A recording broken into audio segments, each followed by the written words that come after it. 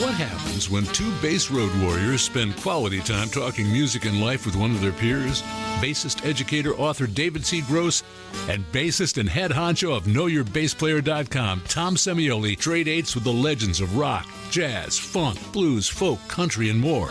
Notes from an artist. Revealing conversations with the legends who've created the soundtrack of our lives. What happens? You're about to find out. It's another episode of Notes from an Artist. It's time, David, for part 3 of our 4-part Weather Report series. It is based on the book Elegant People, the history of the band Weather Report, out now on Backbeat Books. Our guest is author Curt Bianchi. Now, Curt started a Weather Report blog in the early 00s, or maybe even as early as the 90s, when that platform, i.e. the blogosphere, was in its infancy. He has interviewed just about all the Weather Report members, certainly the most significant ones, and it's the only book he's written. He is a retired software engineer by trade, and this band was his passion from his teen years to the present day. And to my knowledge, I think it is one of the best jazz history books ever written. What say you, David? I think it's wonderful. And as a matter of fact, I think one of the things that a good book does is it makes you go into other good books. It sort of puts you in this frame of mind where I want more research. I want to know about other things that they talk about, which may not have direct context with Weather Report, but things about Miles, things about Charlie Parker, things that move you back. Duke Ellington. I want to know these things, and a book like this compels you to do that. Plus, it also compels you to listen to a lot of music, which is always a good. That it does. Now, Curt not only tells the history of the band, but traces its roots, as you say, especially with regard to the various members' working relationships with Miles Davis. And I think we can say that Miles Davis is really the father of Weather Report in many ways. Curt, though he's not a journalist, he did what every journalist should do. He gets the facts, he gets the quotes from the people who were in the room and who created the work, and he lets the reader decide. And we highly encourage David and I, if you haven't heard Weather Report, check them out. And also the solo works of the members of the band, especially Joe Zawinul and Wayne Shorter. This book is a college education in jazz. And as we talk about on the show, what's great about Curt's book is that he also affords a synopsis of what the members did following Weather Report. And again, as you say, it makes you want to hear this stuff, and it makes you want to read more and more and more. So for those of you who don't know Weather Report was among the elite fusion groups of the 70s and the 80s, along with Herbie Hancock's Headhunters, the Mahavishnu Orchestra, and Return to Forever. Many say it was the best jazz fusion band. I certainly agree with that. I know Joe Zawinul says it's the best effing band in the world. He wasn't too far off. Weather Report cut 14 studio albums. They toured from 1971 to 86. The 14 studio albums and 2 live albums are essential, and do pick up an album entitled Live and Unreleased, which was actually released in 2002. That's 15 Weather Report albums to listen to, David, and that will give you a lifetime of listening. Now, the two founders of the band, the leaders of the band throughout the entire career, of course, were Austrian keyboardist and composer Joe Zawinul and saxophonist Wayne Shorter and composer Wayne Shorter. You would say, David, that Joe Zawinul was the more stronger leader of the two, very temperamental, very forceful character, but Shorter was his catalyst, so they were a great combination together. Well, I think you can tell even more about that when the band separated, right. With incredible music that each of them created, the breadth of work that Mr. Wayne Shorter created. He did a record with Milton Nascimento. He did an opera. Yes. He did so many things, and I would tell everyone who's listening, check out the Wayne Shorter documentary. It really goes in detail about how this guy thinks, and he had a very, very incredible worldview. His practice regimen was on top. And he really was a very lucky guy. He seemed to step in it at every turn. Joe Zawinul and Wayne Shorter first collaborated in 1959 when they were playing with Maynard Ferguson's big band. Joe Zawinul went on to play with Cannonball Adderley's group in the 60s. And of course, he was the composer of their big hit, Mercy, Mercy, Mercy. At that time, Wayne Shorter was in Art Blakey's Jazz Messengers. And then in 1964, he joins Miles Davis' second great quintet. And as we've often said, David, in the 60s, both these men made names for themselves, not only as the best players, but also as the best composers. Oh, without a doubt. And listen, the first, well, actually, it's the third Joe Zawinul record called Zawinul. It's really a straight away from Miles to Weather Report. You could see all of that music, including In a Silent Way, which was obviously a Miles record. You could start with the Miles record, put on Zawinul, put on Weather Report. You could start with the Weather Report album, put on Zawinul, go back. And there were roughly 2 or 3 Wayne Shorter solo albums that came out around that time. Right. One was Odyssey of Iska, one was Supernova. And you could see where things were aligning. Stars were in alignment. The two of them were thinking in very, very similar ways. Exactly. Now, Joe Zawinul joined Wayne Shorter when they were a big part of the initial fusion recordings of Miles Davis, great jazz trumpeter and recording artist went electric. This was a controversial time. If you've listened to this show, it has been much discussed. Now, both Zawinul and Shorter were part of the studio groups that recorded 2 essential Miles Davis albums, which we talk about quite a bit. In a Silent Way in '69 and Bitches Brew. In 1971, Weather Report forms to explore a more impressionistic version of what Miles was doing. And in Elegant People, Joe Zawinul says, "We were getting away from all that 8 bars shit and then you go to the bridge." The band featured several iconic percussionists and drummers throughout its history: Alphonse Mouzon, Eric Gravatt, Dom Romano, Airto, Don Elias, Peter Erskine, Omar Hakim. Romaro. Not Romano. Okay. I mean, he wasn't Italian, Mr. Semioli. I thought I met him at Arturo's. That's where we hold our bass forums. Anyway, well, as David and I are bass players, the hell with the percussionists. We neatly divided the ears of Weather Report by way of their bass players. And in part 1, we talked about Weather Report with founding bassist Miroslav Vitus. Folks, it's like, I feel like Microsoft spell check. How do you pronounce? Is it Miroslav? My job. Miroslav Vitus. Miroslav Vitus. All right, Vitus. He was a classic. He doesn't have St. Vitus stance. He does. See all those Alice Cooper records I listen to. Vitus was a classically trained Czech player. He cut 3 studio albums with them. No, he was a bass player. He was a bass player. He wasn't a Czech player. He may have bounced. That's what I said. But that's something else. All right, I accept your apology. Let's move on, Dave. He was ousted from the ensemble as Joe Zawinul wanted a bona fide electric player, and Zawinul wanted to move more towards a song groove approach rather than the improvisational aesthetic, which is what Miroslav was steeped in. Miroslav was with the band from 71 to 74. He went on to have an iconic solo career and as a collaborative artist. And David, we will definitely have him on the show, and I refuse to pronounce his last name in his presence. But please check out part 1 of our podcast to check out Miroslav and Weather Report. Now, in part 2, David, we discuss Weather Report with Alphonso Johnson, who came to the attention of Weather Report by way of his work with pop fusion horn player Chuck Mangione. What do you have to say about Chuck, David? All right, there you go. Very good. Well said, my friend.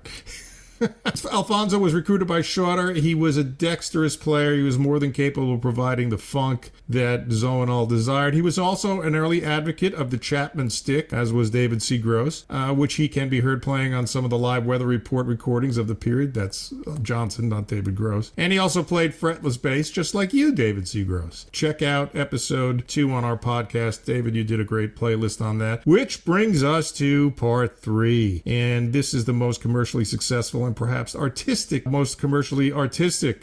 artistically successful incarnation of the band with bassist Jaco Pastorius. Now, it is hard to explain where the electric bass was before Jaco. It was still the bastard child of the upright and the electric guitar. Even though there were many innovators spanning Jack Bruce, Paul McCartney, Chris Squire, Alphonso Johnson, Tim Bogut, James Jamerson, Jaco, David, in my humble opinion, was the one who established the instrument in its singular identity. What do you say to that? Is that a valid statement I made? Yeah, I definitely think so. I look at it as a kid growing up with the Beatles and then getting the Cream and the Who and all of that, and seeing where the bass was. Yeah, Jaco was the one that brought it out. And one of the things that I found interesting is you made a comment in the interview that when Jaco started doing Portrait of Tracy, which was pretty much all harmonic chords, you and I and most bass players used harmonics to tune. But it just goes to show, and it really goes to my point that as great as a bass player he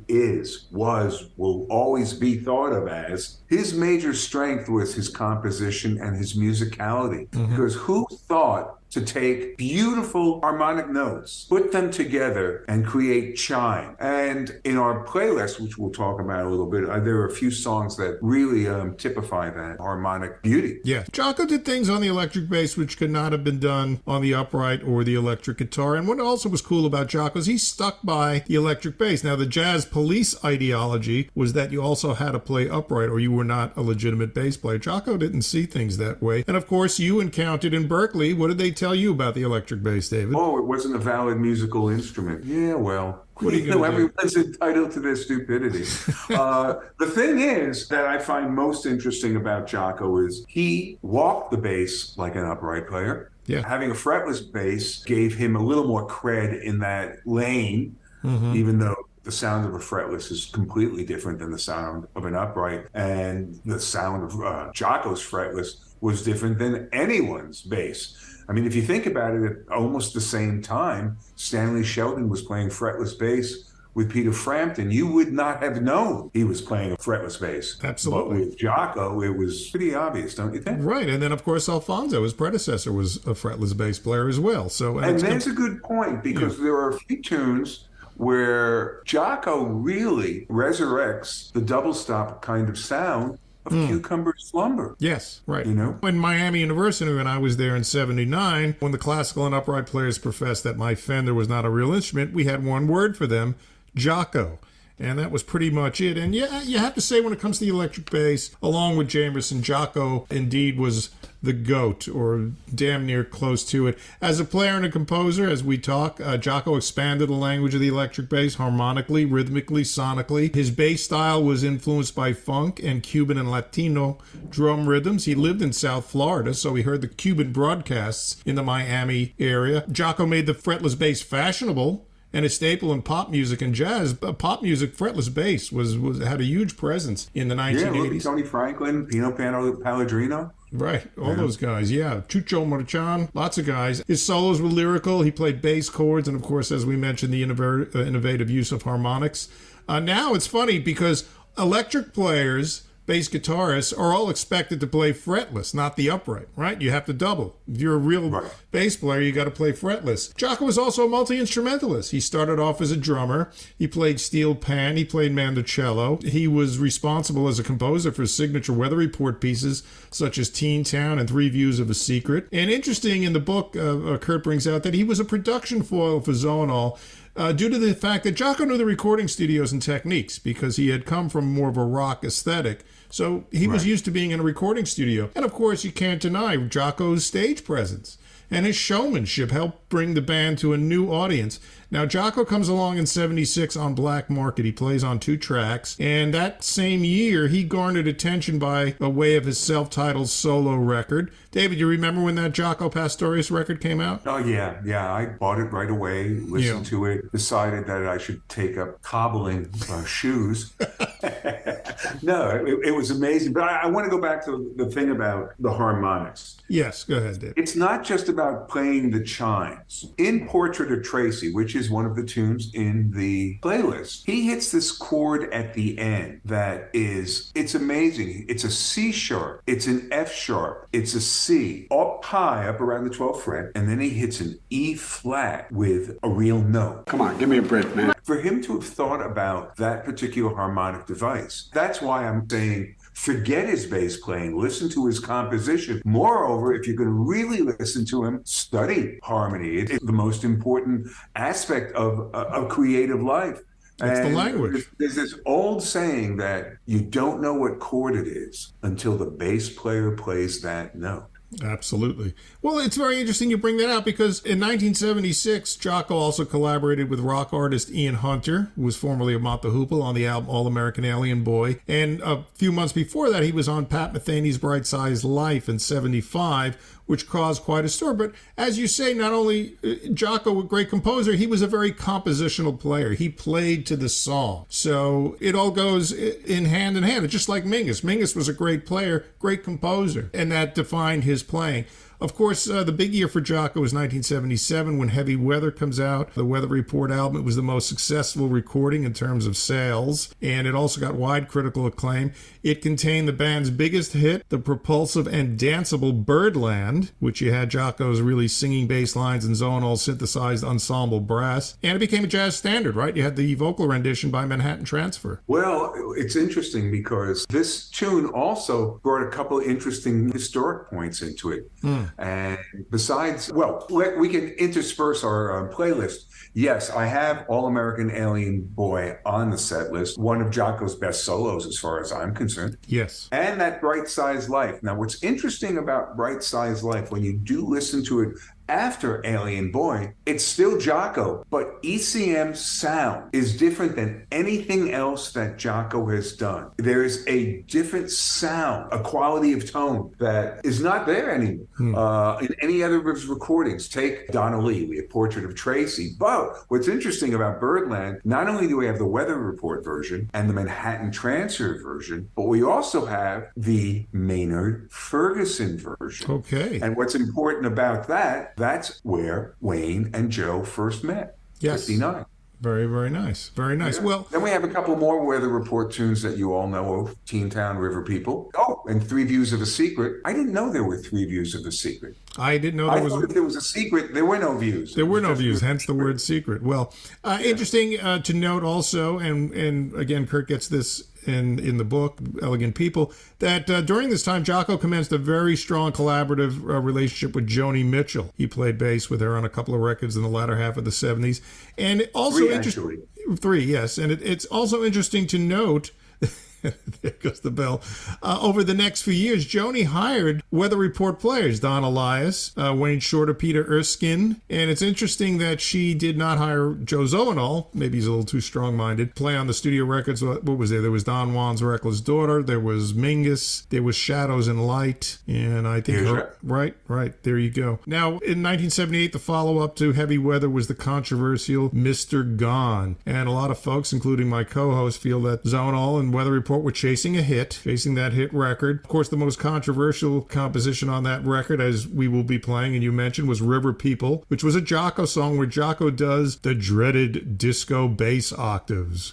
Oof. And that got 1 star in Downbeat, and it was the cause of outrage among many in the Jazz Police. And, in those days... You gotta also put together the fact that it's the most undisco-y octaves it is. I've ever heard. Well, reviews were gospel. Like any other critic. Like any other critic, their job is to criticize.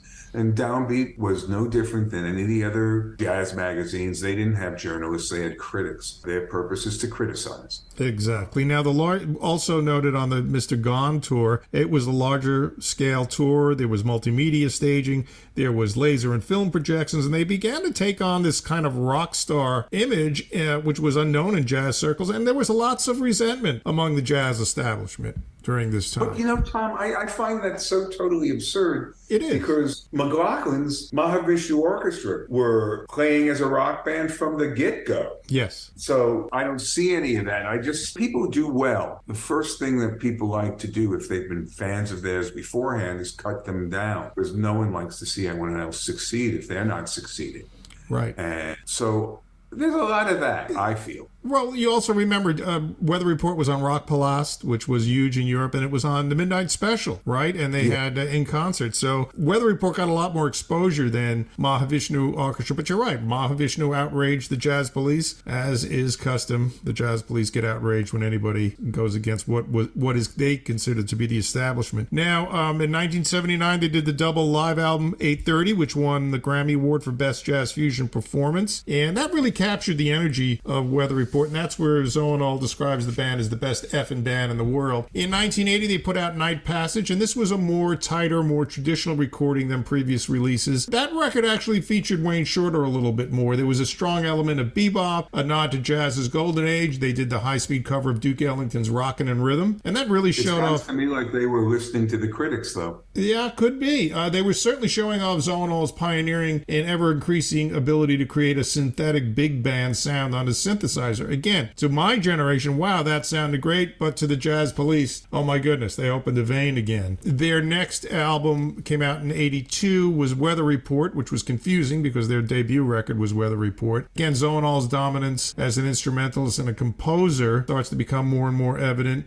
and much of the band's music was increasingly written out rather than improvised. Jaco spent his creative attention on the solo Word of Mouth record, another masterpiece, and he didn't do much writing for that last Weather Report album, and sadly Jaco's mental illness made him virtually impossible to work with. He suffered from bipolar disorder, which was further exacerbated by substance abuse, and he leaves the band in 1983, and sadly he passes in 1987 at the age of 35. And for people who need to know more about Jaco, I highly recommend the Bill Milkowski biography and the documentary executively produced by Metallica bassist Robert Trujillo, simply titled Jaco. Jaco, we could easily say toity toid and toid. One of the most important figures in American music and jazz. And David, he's an electric bass player. He's one of us. That is absolutely true. He is an electric player. And really, I don't know why no one ever thought of to call him the Jimi Hendrix of the bass, because that's basically who he was. Well, it's interesting because I remember the rock press kept comparing him to Ted Nugent, of all people. And it just shows you. He never wore a shirt. You're right. Well, that could be it, yes, in the Indian headdress. But yeah, it just shows you the groupthink of critics back then.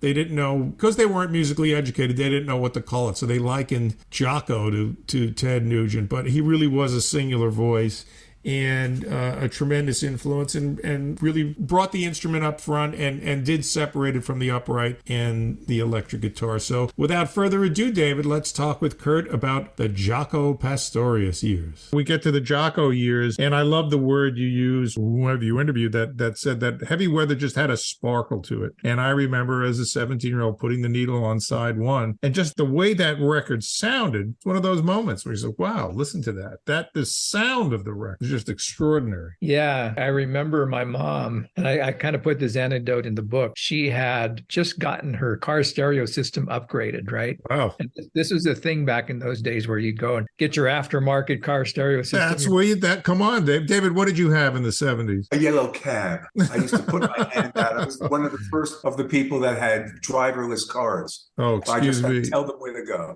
Mr. Manhattan. Well, I had a Chrysler Cordoba, and I had a tricked out sound system. But yes, Curt, yes, tell them. Yeah, they would do these sounds. So my mom had gotten not a tricked out sound system, but she upgraded the sound system. And so what does she play when her brother comes over to check out the car? She plays Heavy Weather and Birdland. Oh, man. Cool mom.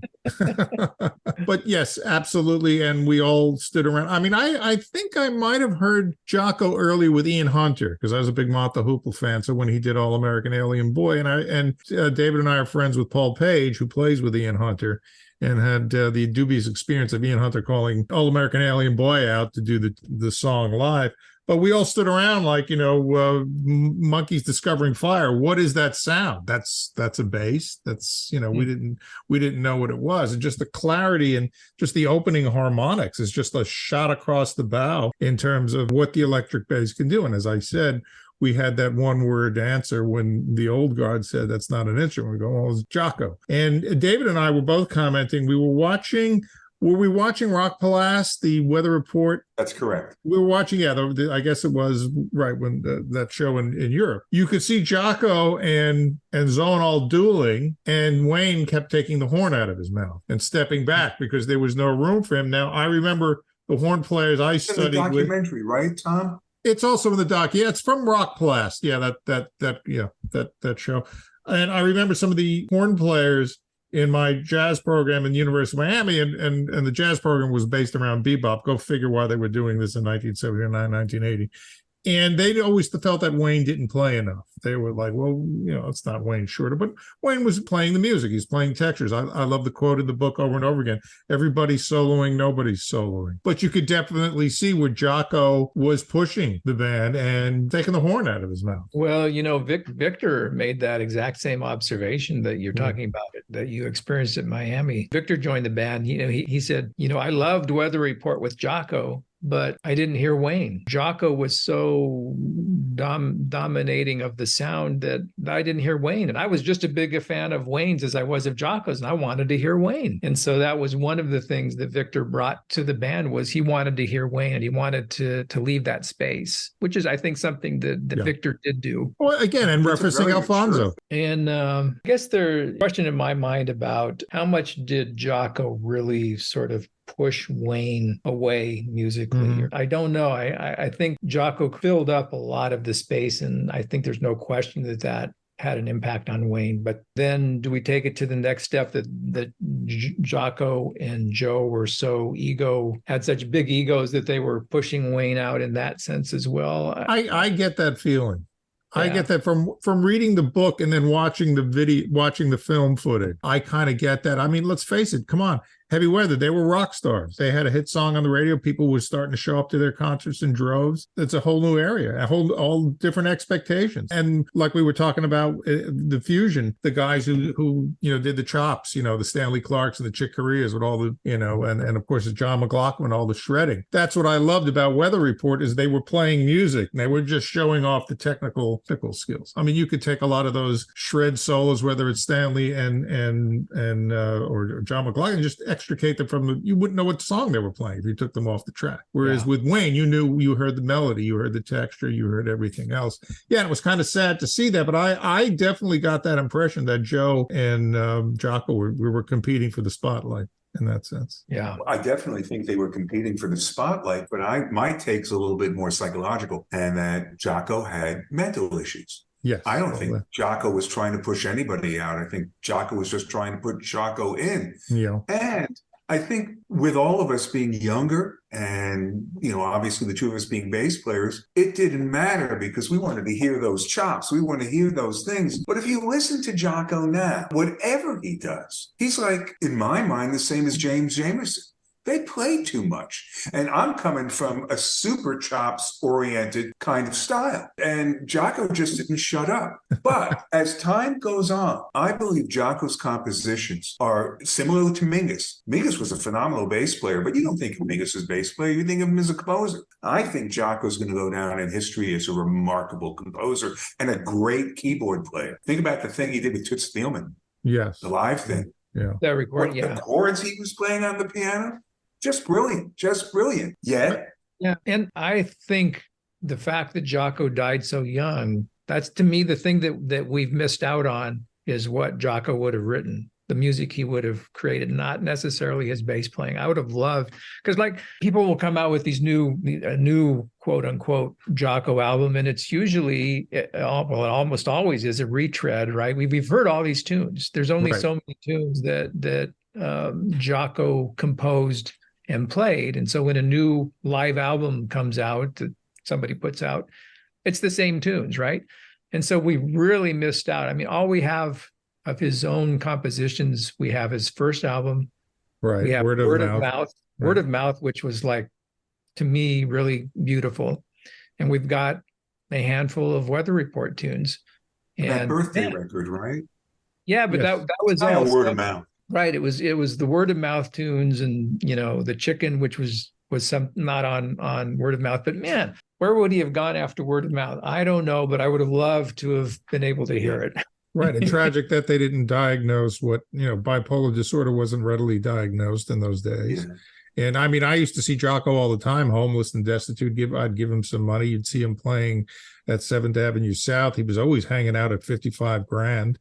We'd go see him there. Out in the basketball court on 4th. Yeah, he was ubiquitous presence. And we assumed he was just a party animal, and that's what he did to himself. In that sense, we had no idea that he had a mental illness. And yes, if we had never heard him in Weather Report, if you said you heard him first with Ian Hunter.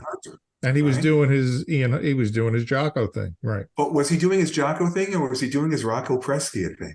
Well, that's right. At that moment in time, if you didn't know the Pat Metheny record or the Weather Report records, you would swear the guy was copying Tower of Power. You're absolutely right. Well, I think he was a big Rocco disciple as well. I mean, he had to have been. Yeah. I think my theory is he also heard Prakash John on Lou Reed, what was it, Rock and Roll Animal. I think he, when you listen to the tone, I mean, there's so many Jaco theories about it, but I mean, I definitely think that, and also we learned in the book how Jaco was always seeking Joe Zawinul's approval. It was an interesting dynamic because Joe, being so much older, I think he could have been old enough to be his father. Yeah, I think so. Yeah, right. That math adds up. He could have been his father, but they also had this relationship of like older brother, younger brother thing, right? And so they were very competitive. I mean, Joe was in very good physical shape. Yes. They compete on that basis, and that took that to the bandstand, I'm sure, right? Yeah. Did either of you hear Jaco's first album when it came out? Oh, you're talking about the black and white, the Jaco Pastorius record. Yeah, I'm just curious if you had a collection at the time when it came out and how that felt to hear. Well, I think we probably got it. I think I probably got Weather Report first. And then, of course, since Jaco was the star, and that record came out, Bobby Connolly did that, in 76? Was the Ian Hunter and the Jaco album came out kind of similar, but we were standing around like, the Space Oddity. What is this? Fire. What is that sound coming out? Donna Lee. I mean, come on. I mean, we didn't. Well, once again, you see the combination going all the way back in time of the bebop era. Right. There, Jaco was, channeling Charlie Parker. Yes. And then the thing he did with Portrait of Tracy. No one had ever done anything like that. The only thing we do with harmonics was tune our basses. What the heck is he doing here? What's going on? Right. So my feeling is that from a bass player's perspective, it wasn't necessarily chops. It was the sound that he was creating. Oh, absolutely. You had to have that sound. And we know what Will Lee, when he said when he first heard Jaco, he had to stop listening to that because he knew he would gravitate towards that. And Will, of course, was the consummate studio player where you have to be a chameleon. You have to adopt to it. Right. But I mean, you have to understand, for bass players, so long, we're always in the background, right? Nobody even knows what it is we do. For God's sakes, it's a guitar. It's we don't even know. We don't even know. Still trying to. But we'd miss it if it wasn't there, right? Well, it's funny because David and I met each other because we're mutual fans of each other's websites. He has the Bass Guitar Channel, and I had Know Your Bass Player, and I worked in television for many years. Don't hold that against me. And one of my colleagues turned to me, and he was only maybe about 6-7 years older than I was. He goes, "Paul McCartney, was he the bass player in the Beatles?" And I'm like, "Oh my God, come on, George, watching Chop Down a Cherry Tree, Paul McCartney's a bass player. How do you not know that?" But it just goes to show you, this is a news colleague, people don't know what the bass guitar is. They don't know what the electric bass is. And when Jaco came along, even though I was only playing maybe 1 or 2 years, finally, we had a hero. We had somebody that was in the jazz world, because rock wasn't considered legitimate music at the time, right? That was still music for teenagers. Even in the 1970s, there were no such thing as legacy artists. But when Jaco, a jazz player, came out with this electric bass, a Fender Jazz, which he ripped apart, because that's what you did to basses, right, David? When you bought a bass, you put new pickups in it. You sanded the paint down. Come on. It's like baseball cards when we were kids. You flipped them. You traded them. He was our hero, and of course we all wanted to be like our hero. How many times did I get yelled at for rolling off my bass? We mutilated our basses so we could put a bridge pickup in there. This guy was. How often do you play close to the bridge? I still play close to the bridge. David chides me on it. I say, go away from me. You should jump off it. That's really the case, But I mean, you can understand the emotion when we saw. So yeah, I mean, these records were so important to us. And then when Mr. Gone came out, River People, man, Jaco was doing disco octaves. And I'm glad you mentioned the Jazz Police in Winton, because, God forbid you dance to a Weather Report song. My goodness. Glad you brought out his name with the Beatle wig, the documentary, Ken Burns. How they just totally disrespected the Beatle wig. No disrespect to Beatles. Well, yeah, none of them really made it onto the Ken Burns documentary, but when that documentary first came out on the PBS website, they had all these transcripts from the interviews of people like Winton and everybody else. And that's where some of that came from. I actually, found those interview transcripts. We call it Wintonitis. Wintonization, yes, the Wintonization of jazz. I mean, if you're going to interview people about that era and those decades of jazz, it seems like you would want to interview somebody who appreciated that music, as opposed to people who thought was the wrong turn, or whatever they call it. Well, they were derogatory to the early 60s avant-garde. Yeah. I mean, saved jazz, quite frankly. how could you do a documentary on jazz, not mention Weather Report? That's like doing a documentary on baseball, not talking about Hank Aaron breaking Babe Ruth's record in 1974. Yeah, it's just absurd. Yeah, I remember watching that series and being a little disappointed. Yeah, furious. And they could have while you guys were talking about early Weather Report, but when the Jaco record came out and the Ian Hunter Alien Boy came out, they were both after Pat Metheny's Bright Side Life. Yes. So it seemed that all at once there was like Jaco. And I think those came out in the same year. I think they did within 1 year. 75 for Pat, and then 76 for Jaco and Ian, and then of course a Black Market is 76 with a couple of Jaco tracks, and then 77 is March 77. What about Joni's, the first album that Jaco played on? Yeah, that was also Wilton Felder on that one too. So they split the duties there. But yes, you're right. And then, of course, Mingus. I mean, my goodness. But he kind of went from somebody who nobody knew about unless you were everywhere. Yeah. In Miami to, and all of a sudden he's everywhere. Yeah. You talk about listening to Jaco's record and, wow, what is this sound? And Victor, who came after Jaco and Weather Report, was one of those kids, right? He was he bought that record as well, and maybe it was Heavy Weather. I forget which one at that point, but he was one of those kids who was like studying, trying to play the same stuff, right? Yes. He and Marcus Miller and people like that, right. They're all using that as their benchmark. Yeah. Yeah. What are your thoughts on Mr. Gone and Night Passage in the Weather Report album? It's a hard act to follow, Heavy Weather. I mean, come on. Right. But keeping in mind that I have an interest in synthesizers. Mm-hmm. So that aspect of Mr. Gone for me, I really enjoyed. And I have to say, I still listen to Mr. Gone and I enjoy it. I'm going to force David to listen. Next time we're in the car, David. No. I'm listening. Listen, at that point, it became songwriting. Yeah. And I didn't think the same with I Sing the Body Electric. Okay. My same comment is it's not the performance, my God. Sure. It's the material. I also think with Heavy Weather, I mean, you had the energy of Alex Acuna. Yes, big Manuel Bedrena, right? Mm-hmm. And like the track on the second side, Wayne's tune Palladium. Like on the second side, it starts with a percussion solo and then it goes to Palladium, which I love that tune. That is such a great groove, right? And then Mr. Gone comes along and it's just a very different. I can't even call it a band because they didn't really have a band at that point. But that's true. Without Manilow and without Alex Acuna, the whole flavor of the thing changed. Right. Which is cool because that's kind of what Weather Report did, right? Thus concludes part 3. Well, that concludes the interview section of part 3, the Jaco Pastorius years. David, tell us about the Notes from an Artist Jaco Pastorius Weather Report playlist you have so ably curated, sir. Oh, this is a very cool playlist. As we said earlier, Ian Hunter, Pat Metheny, a couple tunes from Jaco's solo album, 4 tunes from Weather Report. That brings us up to a couple more tunes by Jaco, which are with his Word of Mouth band, which is an exciting group. Then there was a trio called the Trio of Doom. I remember. John McLaughlin, Tony Williams, and Jaco. Not too shabby.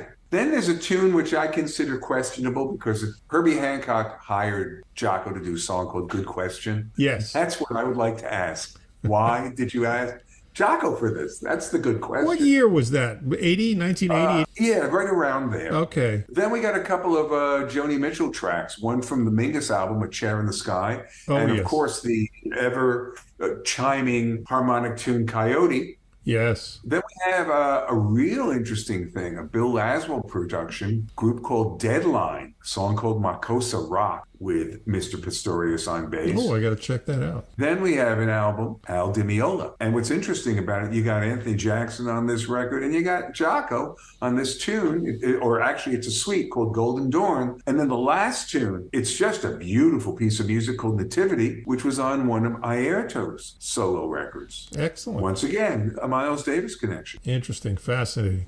Okay, let's get on with the Jaco Pastorius Notes from an Artist playlist. We will see you next week. And just remember, where can you see us? Where can you hear us? Where can you see us? Well, if you go on the YouTube, David, that's what all the kids are doing now. They're going on this website called the YouTube. We have a Notes from an Artist page. Please follow it, and you can watch our videos and make commentary. Don't forget, David, if you're not listening to this live on the Cygnus Radio, www.cygnusradio.com, you can listen to us on our Notes from an Artist podcast, which is on Apple, Amazon, Buzzsprout, Spotify, and wherever podcasts are potted. And if you really want to get down and dirty with Dave and Tom, please go to www.notesfromanartist.com. It's all the things you needed to know about it. Hey, Tom, I was just thinking, you were saying if you're listening to this live on Cygnus Radio, if they're listening to this live now while it's live, they are jumping to the future because this hasn't been out yet. Right. Chef of the future, David. Oh, yes, a handy dandy. So, our listener, have a wonderful week. We'll see you next week with Part 4. Part 4 with Victor Bailey. Peace out.